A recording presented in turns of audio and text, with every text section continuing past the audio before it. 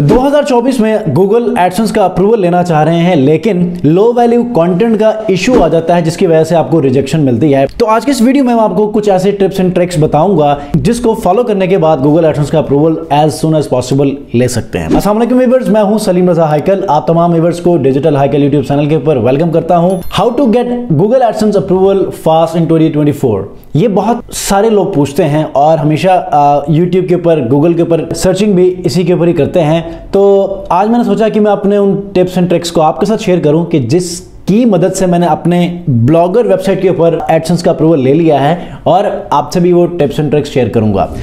यहां पर मैं आपको 5 से 7 चीजें शेयर करूंगा और इनमें से वो तमाम चीजें ऐसी हैं कि आपने पहले सुना होगा, लेकिन 2 पॉइंट ऐसे हैं कि जिनके ऊपर आपने पहले जो है वो ना ही सोचा होगा और ना ही आपने उसको फॉलो किया होगा।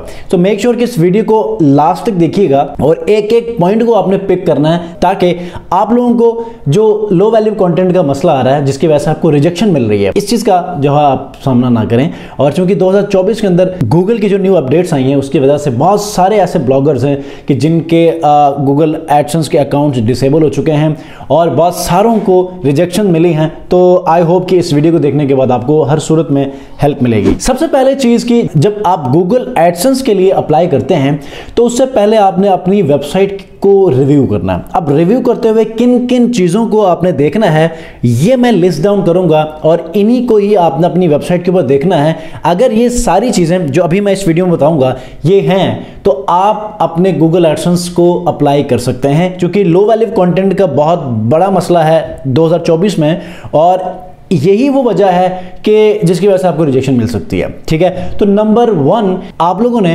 एक अच्छी होस्टिंग और डोमेन परचेज करनी है। अगर आपके पास पहले से है दैट्स फाइन, नंबर 1। नंबर 2, और यही वो चीज है जो कि आप में से बहुत सारे लोग फॉलो नहीं करते। नंबर 2, बेशक ब्लॉगर की वेबसाइट हो या वर्डप्रेस की वेबसाइट हो, आपने थीम वो यूज नहीं करना जो बहुत सारे लोगों ने यूज किया है। ये बहुत बड़ी गलती करते हैं और इसी की वजह से आपको रिजेक्शन मिलती है या फिर लो वैल्यू कंटेंट का मसला आ जाता है। अगर आप अपनी वेबसाइट को एक न्यू थीम के साथ सेटअप करेंगे, डिजाइन करेंगे, तो आपके गूगल एडसेंस के अप्रूवल में आपके लिए आसानी होगी। थर्ड में आपने क्या करना है कि आप लोगों ने टॉपिक को बहुत ही डिमांडिंग चूज करना है। अब डिमांडिंग का मतलब ये नहीं है कि उसके ऊपर मिलियंस ऑफ ट्रैफिक हो, ठीक है, मतलब कि उसके ऊपर अभी कंटेंट ना लिखा गया हो। ठीक है, अगर उसके पास 100 का वॉल्यूम भी है ना तो आप उसके ऊपर लिखना शुरू कर दो। आप लिखेंगे, आप सर्चेस में आएंगे तो उस टॉपिक की वैल्यू बढ़ेगी, उस टॉपिक की डिमांड बढ़ेगी, ट्रैफिक आना शुरू होगी और इसी तरह आप ग्रो करने लगेंगे।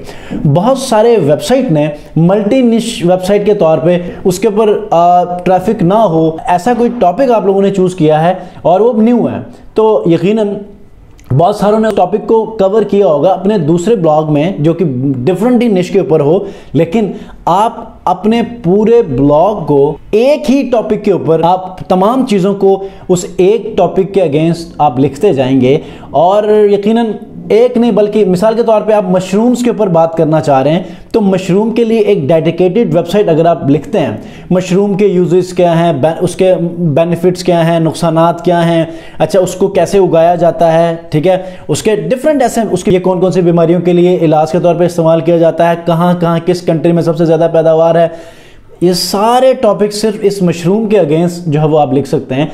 तो ऐसे ही आप लोग किसी ऐसे टॉपिक को आप चूज करें कि जिसके ऊपर बहुत सारों ने नहीं लिखा हो। जब आप ऐसा करेंगे तो आपको गूगल फौरन से एक्सेप्ट करेगा, गूगल एडसेंस का अप्रूवल जल्दी से दे देगा। क्यों?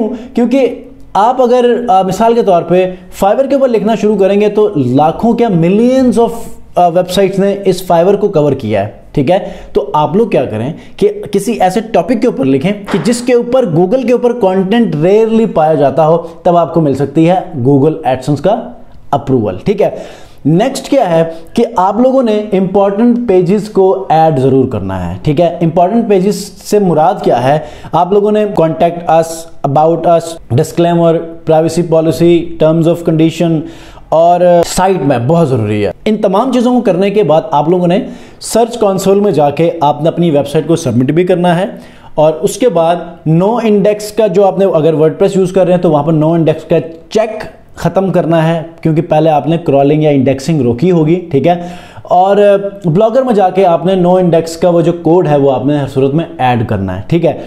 उसके बाद आप लोगों ने साइट मैप को सबमिट करना है, ठीक है। सबमिट गूगल सर्च कंसोल में साइट मैप की जगह पे जाके आपने क्या करना है, वो index.html जो लास्ट में होगा वेबसाइट के नाम के बाद, उसको आपने ऐड करके सबमिट करना है, वो सक्सेस हो जाएगा। तो दैट मीन आपका साइट मैप सबमिट हो चुका है, ठीक है। अब जितनी चीजें मैंने यहां पर बताई है ना, इनमें दो चीजें बहुत इंपॉर्टेंट है। आपने एक यूनिक टॉपिक चूज करना है कि जिसके ऊपर और ज्यादा लोगों ने कंटेंट ना लिखा हो, और एक यूनिक थीम आपने यूज करना है कि बहुत सारे लोगों ने उस थीम को इस्तेमाल ना किया हो। इन दो चीज़ों के ऊपर हम लोग बहुत कम सोचते हैं और इन्हीं चीज़ों के मिस करने की वजह से हमें रिजेक्शन मिलती है, ठीक है। लास्ट पॉइंट क्या है कि आप लोगों ने अपने कंटेंट को सबसे पहले आप क्या किया करें, कोई 20-30 आर्टिकल्स एक साथ लिखकर छोड़ दिया करें, ताकि जैसे ही आप लोग अपने वेबसाइट के डेमो कंटेंट को, इमेजेस को, बाकी तमाम चीज़ों को डिलीट करने के बाद जब आप लाइव करें तो आप फौरन से कोई 5-10 आर्टिकल्स 1 घंटे के अंदर अंदर उसको पब्लिश करके आप उसको इंडेक्सिंग के लिए सबमिट कर दें। इस तरह क्या होगा कि आप फौरन से जो अपनी वेबसाइट को लाइव भी करेंगे, इंडेक्सिंग के लिए सबमिट भी करेंगे, और साथ ही साथ आप सोशल मीडिया प्लेटफॉर्म्स के ऊपर भी शेयरिंग शुरू करेंगे, तो आपको थोड़ी बहुत ट्रैफिक भी मिलेगी जो कि इमीडिएटली मिलेगी, और अच्छी ट्रैफिक मिलेगी, ऑर्गेनिक ट्रैफिक मिलेगी। और बस इसी तरह लेकर चलें, ठीक है। शुरू में लोग क्या गलतियां करते हैं कि गूगल एडसेंस के अप्रूवल के लिए हमें ट्रैफिक चाहिए होती है, लिहाजा हम इसके ऊपर या तो लोडिंग करें या फिर हम लोग ऐड चला लें। तो कोशिश ये करें कि जब आप अपनी वेबसाइट बनाते हैं, ब्लॉग बनाते हैं, तो पहले महीने आपने जैसे आपका ब्लॉग चल रहा है ना वैसे ही चलाएं, ज़्यादा ट्रैफिक ना लेकर आएँ। इससे समटाइम गूगल के एल्गोरिदम को भी डाउट हो जाता है कि एकदम से ट्रैफिक इसको कैसे मिलेगी, ठीक है। तो एक ग्रेजुअल प्रोसेस के तहत उसको चलने दें। जब आपको लगता है कि यार अब मेरी वेबसाइट के ऊपर इतनी ट्रैफिक आ चुकी है, तो आप अपने एड्स या कोई और सिस्टम के या कोई स्पॉन्सर या फिर कोलैबोरेशन के जो है वो मद में जो है अपनी ट्रैफिक अपनी वेबसाइट के ऊपर रीडायरेक्ट कर सकते हैं। तो ये कुछ पॉइंट्स थे कि जिसकी वजह से लो वैल्यू कंटेंट का आपका इशू नहीं आएगा, गूगल एडसेंस का अप्रूवल भी मिलेगा, बशर्ते के जिन पॉइंट्स को मैंने यहाँ पर जिक्र किया है इनको आप प्रॉपर यूज़ करें। और डेफिनेटली मैं प्लेजरिज्म या AI रिटन कंटेंट के मैं जिक्र नहीं कर रहा। ये दो आपने देखना है कि प्लेजरिज्म भी ना हो, AI टूल्स की मदद से लिखा गया कोई कंटेंट भी ना हो, ये दोनों चीज़ें भी देखी जाती हैं, लेकिन ये आप लोगों को पता है, ठीक है। तो होपफुली कि ये चीज़ें आपको हेल्प करेंगी। अगर आपको फिर भी कोई कन्फ्यूजन है कमेंट में मुझे ज़रूर बताइएगा, और डिजिटल हैकल इंस्टाग्राम को फॉलो करके अपने क्वेश्चंस को भी वहाँ पर रेज कर सकते हैं। नेक्स्ट वीडियो मिलते हैं, अपना बहुत ख्याल रखिए, अल्लाह हाफ़िज़।